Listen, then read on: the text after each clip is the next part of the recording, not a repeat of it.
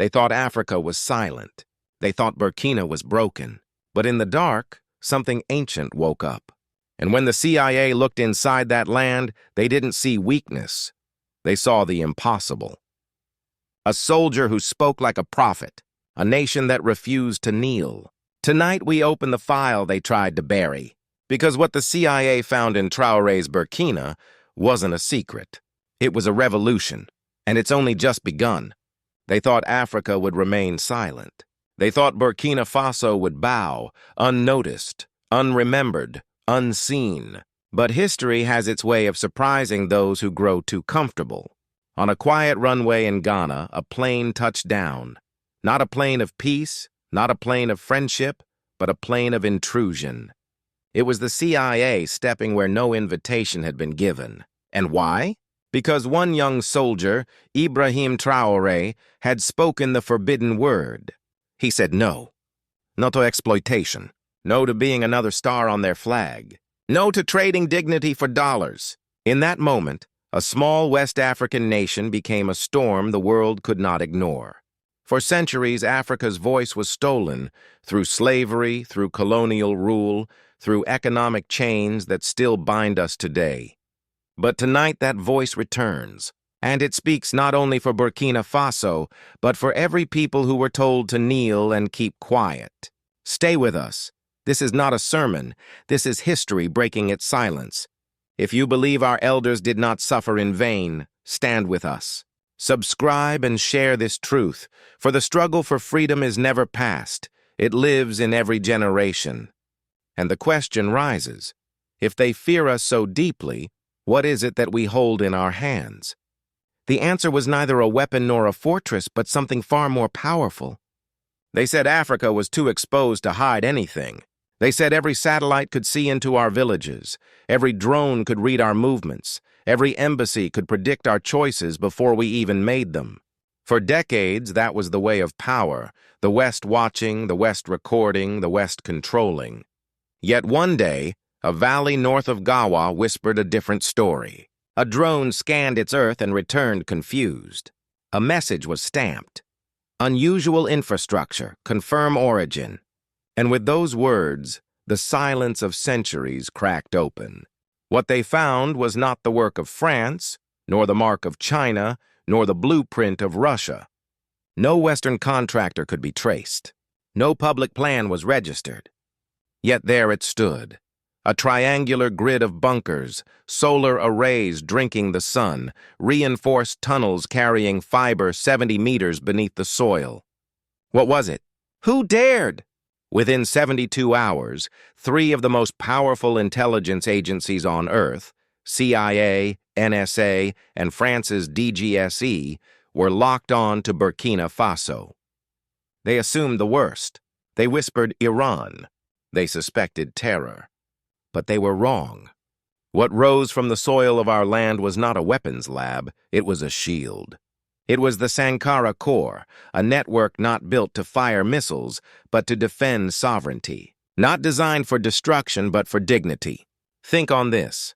For decades, Africa's resources were mapped by strangers.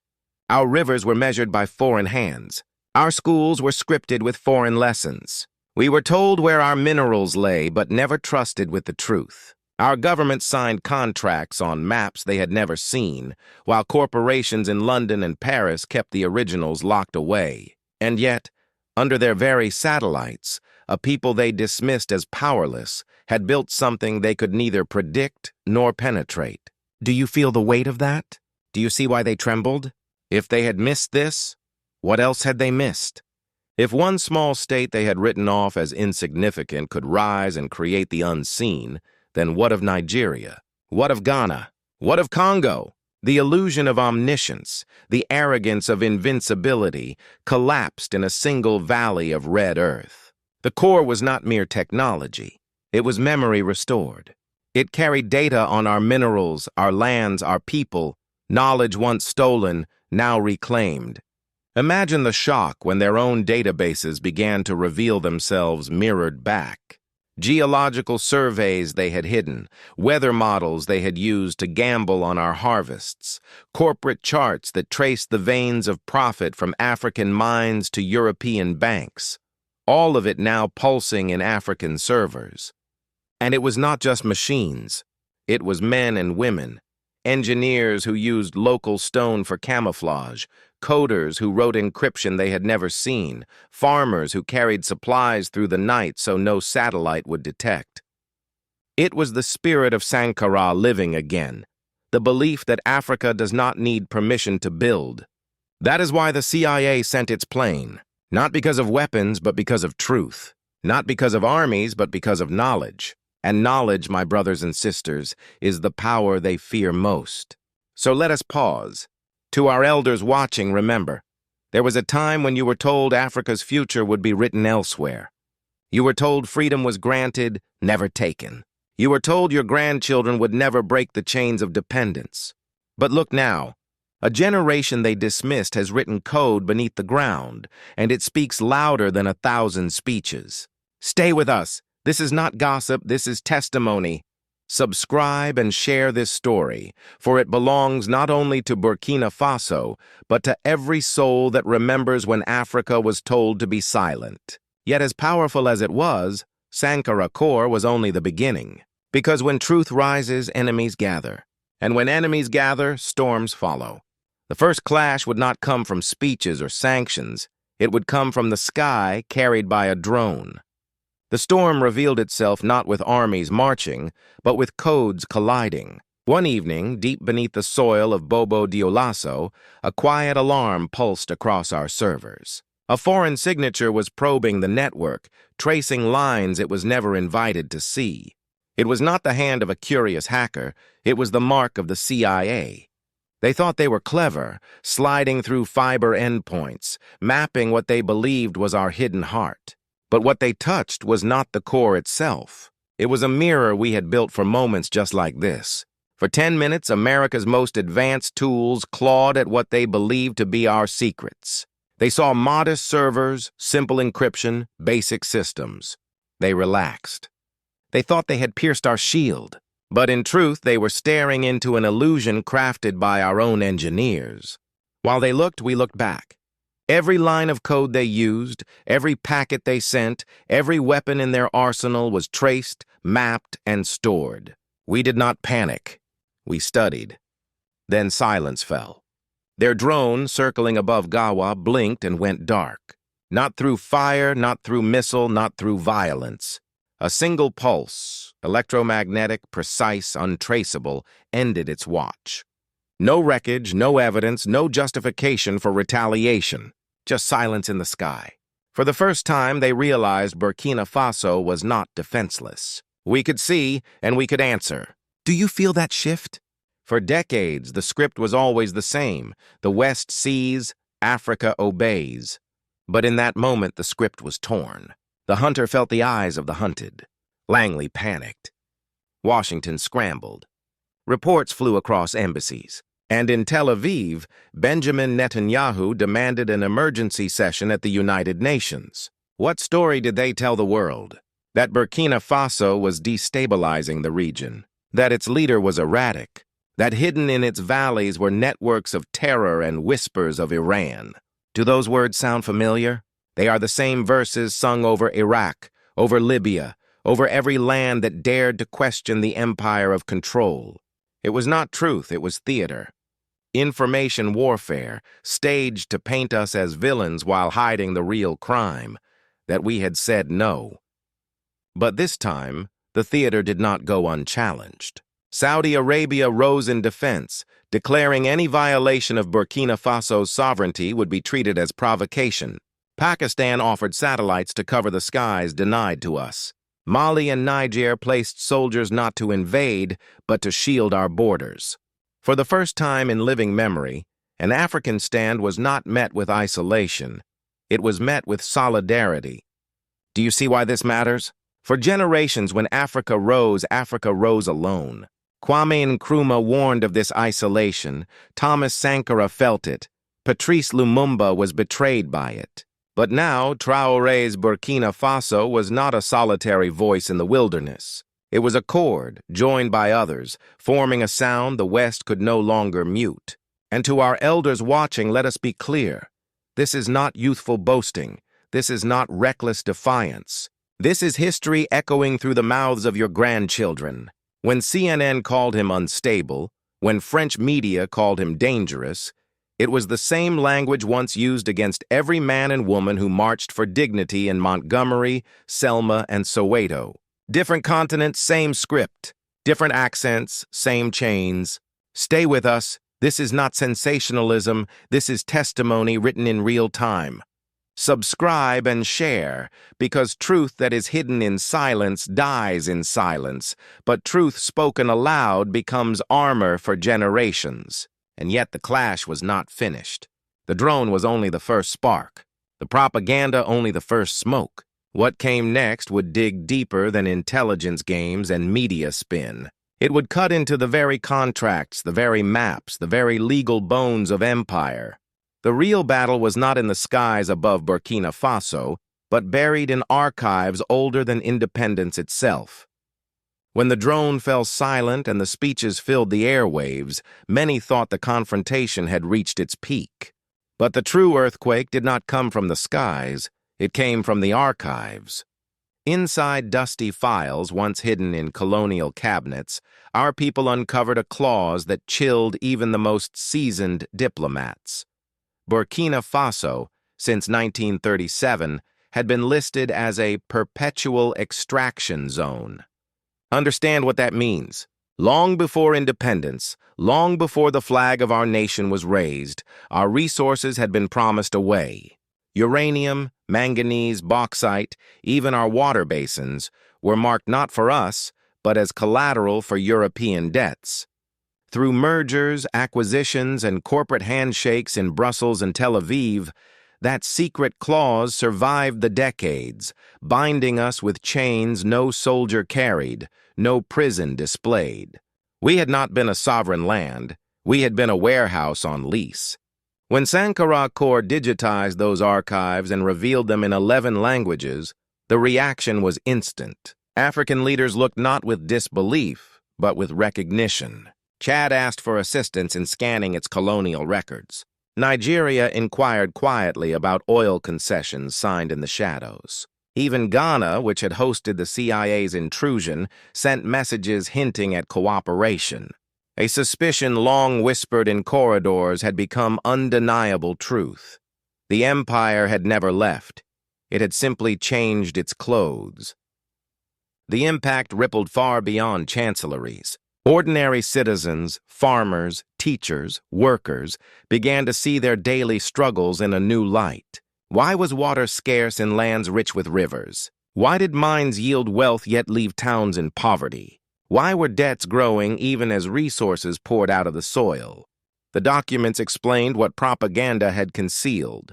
Exploitation had been written into law, enforced not by visible chains, but by hidden contracts. And then came Dr. Amina Kone, a Senegalese economist, once working deep inside the World Bank. She reached out through encrypted channels, offering 20 years of internal files, emails, strategy papers, psychological profiles of African leaders. What she carried was not only evidence but confession, proof that debt restructuring had been crafted not to liberate Africa, but to bind it. That aid had been engineered not to heal, but to control. That political vulnerabilities were studied and cataloged, so leaders could be bent through fear and temptation. Her escape from Washington to Ouagadougou was not just an intelligence coup. It was a turning point in the battle for Africa's political soul. With her knowledge, nations began to renegotiate. Contracts once thought unbreakable were challenged with evidence of deceit. Loans once seen as lifelines were exposed as snares.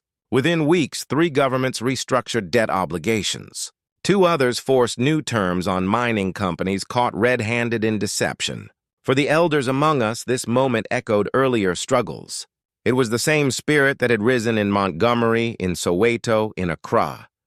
The understanding that injustice is not only fought in the streets, but in the ledgers, the courts, the treaties written in fine print. It was a reminder that freedom is not secured once, but defended again and again, sometimes with banners and chants, sometimes with archives and data. And to our audience, let me place a question in your hands. If this struggle for economic justice is as vital as the struggle for civil rights once was, will you say so? Will you write in the comments not only your anger, but your conviction, so that generations know the elders of our time did not stay silent? Because this is no longer about one nation. It is about whether the world can continue to pretend Africa is free while its wealth is pre-written into contracts of dependence. It is about whether our children inherit dignity or debts signed in their names before they were born. Stay with us. This is not speculation. It is the unveiling of truths buried for nearly a century. Subscribe and share, for silence has always been their strongest weapon, and speech has always been our only defense. But know this, every revelation brings consequences. If Sankara could expose contracts and capture confessions, then the empire had to decide. Would it retreat, or would it escalate? The answer would come not only from Africa, but from Washington, Paris, and Tel Aviv, where new strategies were already being drawn. In Washington, the silence of a drone was treated like the fall of a fortress. The Pentagon whispered of escalation, the CIA drafted new operations, and State Department officials rehearsed lines about stability and democratic norms. Yet behind the polished podiums, their fear was not about democracy. Their fear was about losing control. For decades, American influence in Africa rested not on friendship, but on three pillars: information dominance, financial leverage, and military superiority. Sankara struck at all three. Let us examine it clearly. Information dominance? Broken. The Corps mirrored their secrets, showing Africa what was once hidden. Financial leverage? Weakened. With debt manipulation exposed and nations renegotiating, the World Bank's grip began to loosen. Military superiority? Challenged. A single electromagnetic pulse had humbled the most advanced surveillance technology. The calculus had changed. In Europe, panic was sharper. Paris saw its old colonial claims unravel. Brussels feared a chain reaction. If Burkina Faso could prove its sovereignty in practice, what would stop Mali, Niger, or Senegal from demanding the same? London and Berlin, though more cautious, worried about the credibility of Western intelligence networks. If satellites could be blinded and archives unsealed, then the very machinery of global influence was at risk. Israel's response was particularly fierce. Prime Minister Netanyahu thundered in the United Nations, accusing Burkina Faso of destabilizing West Africa and harboring hostile networks. But his urgency revealed more than he intended. Israeli defense industries had already lost contracts when Ouagadougou rejected their offers. If Sankara spread, it would not only disrupt geopolitics but also billions in arms revenue. And yet the West faced a dilemma. To crush Burkina Faso openly would mean admitting that its small experiment truly threatened their order. To ignore it risked letting the idea spread across the continent. That is why whispers emerged, dark and unconfirmed, of an Ibrahim Traoré assassination attempt. Rumors suggesting that if software and sanctions failed, then the target might no longer be systems but the man himself.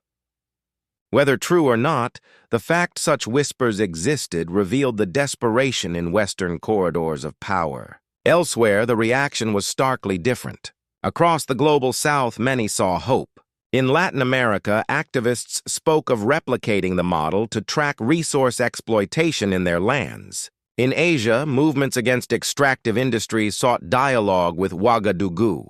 Even within Europe and America, grassroots voices, academics, unions, church groups, began to ask whether the age of secrecy and empire was truly sustainable. The balance of perception shifted. To the powerful, Burkina Faso was a threat. To the powerless, it was a signal. And perception in global politics can be more decisive than armies. Stay with us, because the storm is not finished. What began as one nation's stand was becoming a continental choice. Subscribe and share this truth, for when a single voice breaks centuries of silence, the echo can awaken an entire generation. The next step would not be forced upon Africa, it would be Africa's decision, and the world would be forced to watch. Africa now stands at a crossroad. The revelations have been made, the alliances declared, the silence broken. Yet the journey ahead is not without peril. For every dawn carries shadows, and every rising voice summons opposition. On one side lies the path of opportunity. Sankara has proven that sovereignty need not be a dream whispered at funerals, but a reality built in silence and discipline. Within 72 hours of its unveiling, 18 African governments requested cooperation. Imagine it. A continent united not by dependency on foreign banks, but by a shared network of intelligence, resources, and dignity.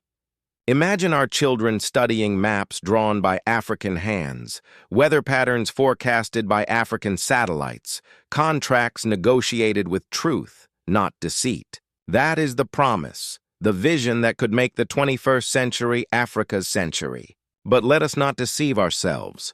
The other side of the path is lined with dangers. Western capitals will not surrender influence lightly. Sanctions may tighten. Propaganda will intensify. Cyber weapons will strike deeper. And where whispers of infiltration fail, darker whispers will follow. History warns us that when systems cannot be broken, leaders become targets. The memory of Lumumba reminds us. The fate of Sankara himself reminds us. And yes, even in Ouagadougou today, the shadow of rumors lingers. Rumors that twist the story of the Ibrahim Traoré coup into a pretext for intervention. This is the weight Traoré carries. Not merely the burden of governing a small landlocked nation, but of symbolizing a generational defiance. To the youth of Africa, he represents courage. To the elders, he is a reminder that the fire has not gone out. He walks in a lineage of men and women who dared to say, Africa is not a playground, Africa is not a colony, Africa is not for sale. So the question before us is not only what Traoré will do, but what Africa will do. Will we allow ourselves to be divided once more by borders drawn in foreign ink? Or will we embrace the unity our ancestors bled for, building systems that no sanction can erase, no drone can silence, no speech can dismiss? And to you, our elders in the audience, remember this: you marched when justice seemed impossible. You prayed when freedom seemed unreachable. You endured so that this generation could attempt what yours was denied. The choices made today are not only Burkina Faso's, they are Africa's, and they are yours. Stay with us, because the path ahead is not for one nation alone. Subscribe and share this truth, for only together can we decide whether this chapter ends in surrender or in sovereignty. And so we arrive at the final question, not of governments or armies, but of destiny itself. What future will Africa choose? The old order is trembling.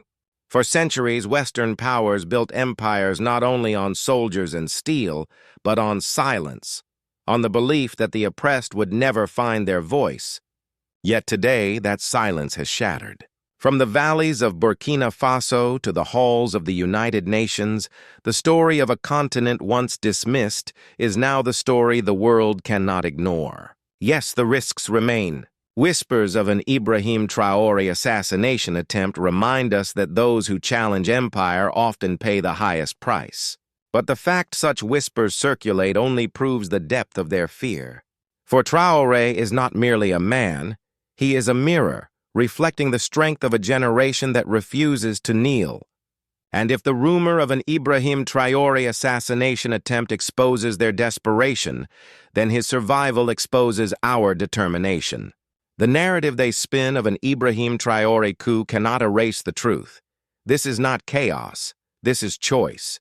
A choice to reclaim what was stolen, to rebuild what was broken, to rise from the margins and write history in our own voice. And so we stand at the threshold of tomorrow. The old order crumbles, not with explosions but with revelations. The new order rises, not with tanks but with testimony. And in that rising, every community once crushed by slavery, segregation, or colonialism can find its reflection. To you, our elders, those who marched in Selma, who prayed in Montgomery, who endured in Soweto, know this: your struggle was not in vain. The seeds you planted are bearing fruit, not only in America, but across the ocean, where Africa rises with the same spirit you carried.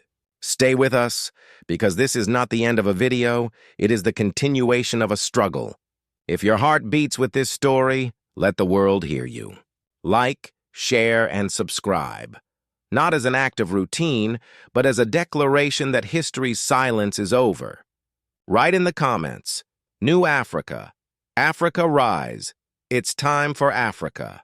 Let the echo of your voice carry from Harlem to Ouagadougou, from Chicago to Accra, from the churches of the South to the villages of the Sahel. For the dawn is not a promise, it is here. And the only question left is, will we guard it together?